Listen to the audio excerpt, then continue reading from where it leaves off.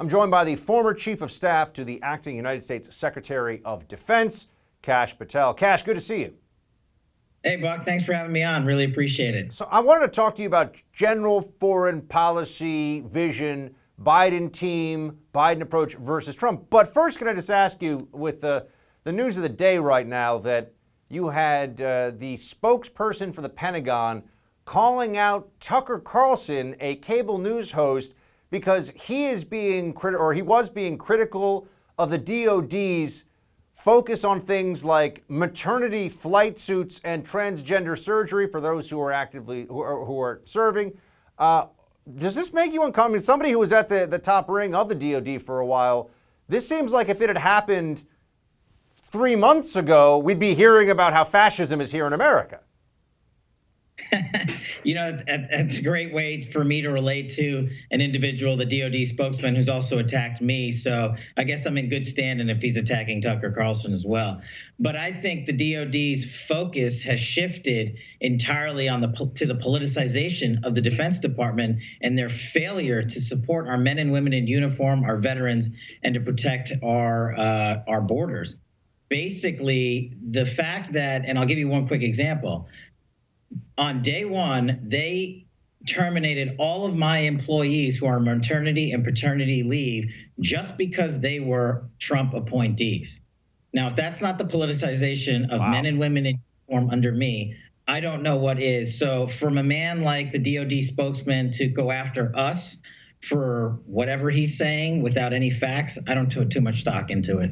How concerned should people be about wokeness now as a top-down mandate at the Pentagon under the Biden administration? Well, I think Americans as citizens have a right to be gravely concerned because they entrust the Department of Defense to protect them. I mean, that is the first, last, and biggest line of defense in the world.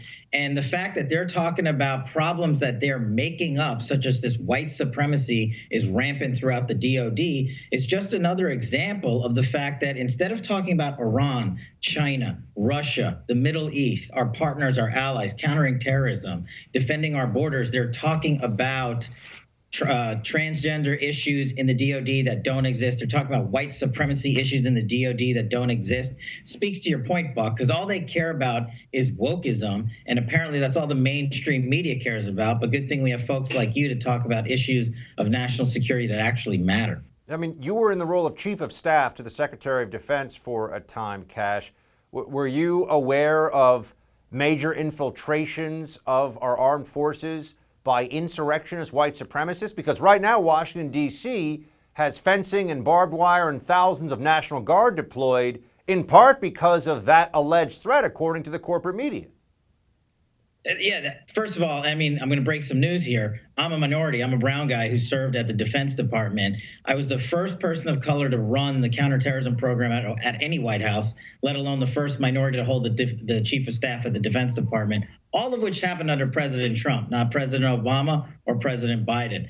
And so I would think I would know and be subjected to this rampant white supremacy that they are talking about supposedly exists. And all it does is it bastardizes the confidence our troops have in their leadership. The people that actually do the fighting, that do the warfare, that do the support to the warfighter, they are jeopardized by this blatant politicization of the people at the top who all they want to do is satisfy the mainstream media. And it's really tragic and sad for America's defense.